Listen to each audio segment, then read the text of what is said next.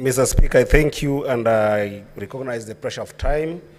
Mr. Speaker, I am here because of the kindness of the people of Migori County who sent me here that at such a time, Mr. Speaker, I need to be cautious of the Article 125 of the Constitution, which requires us as a House that in matters such as this, Mr. Speaker, we must behave like judges, because under Article 125 of the Constitution, Mr. Speaker, we sit as a high court, Mr. Speaker.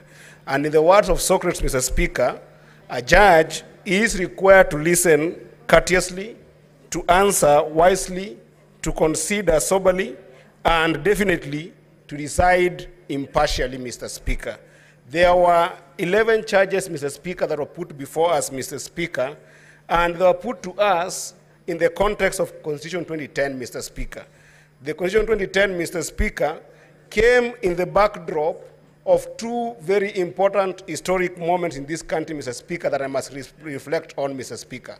Number one, Mr. Speaker, is the section paper number 10 of 1965, Mr. Speaker.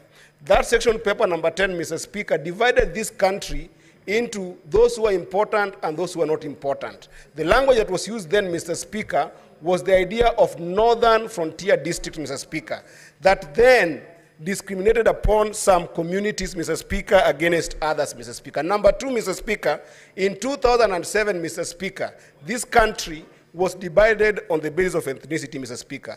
And therefore, I rise to support this motion if my grounds, Mr. Speaker, after listening courteously and considering soberly, Mr. Speaker, are more than half of the charges, Mr. Speaker. And I find that ground 1, 5, and 6 on the utterances of the Deputy President, Mr. Speaker, violate Article 91 of the Constitution and Article 232 of the Constitution. We cannot have political parties, Mr. Speaker, that are founded on the basis of ethnicity and dividing national resources on the basis of ethnicity, Mr. Speaker.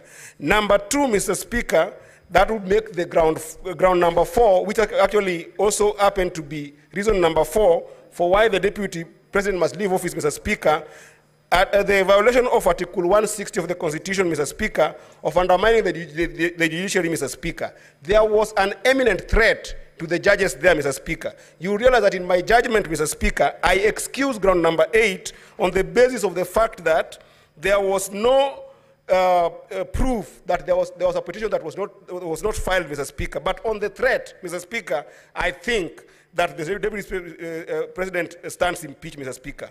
Ground number 9, Mr. Speaker, on NIS, Mr. Speaker. We know that this country has faced serious terror attacks, Mr. Speaker. And the moment the Deputy President, Mr. Speaker, showcases the secrecy of deficiency in our security infrastructure, Mr. Speaker, and you know that under Article 240, he has platforms to be able to express himself, Mr. Speaker, it is a violation of the Constitution, Mr. Speaker. Lastly, on ground number 11, Mr. Speaker, on bullying KEMSA official, Mr. Speaker, it has been proven here beyond reasonable doubt, Mr. Speaker, that the Deputy President is not a member of the company that was listed. He's not an employee of that company, Mr. Speaker, yet he goes ahead and makes calls on behalf of that company, Mr. Speaker. That is impeachable. Lastly, Mr. Speaker, I must call the Council of the Deputy President to order, Mr. Speaker, especially Council Paul Muite, Mr. Speaker, for actually practicing law in deceit, Mr. Speaker.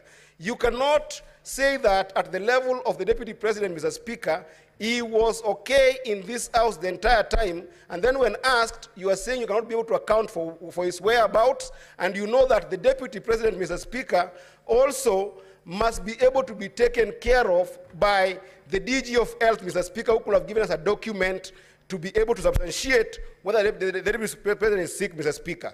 While I say sorry to the Deputy President, Mr. Speaker, I think this kind of deceit should also be tantamount to further impeachment, Mr. Speaker.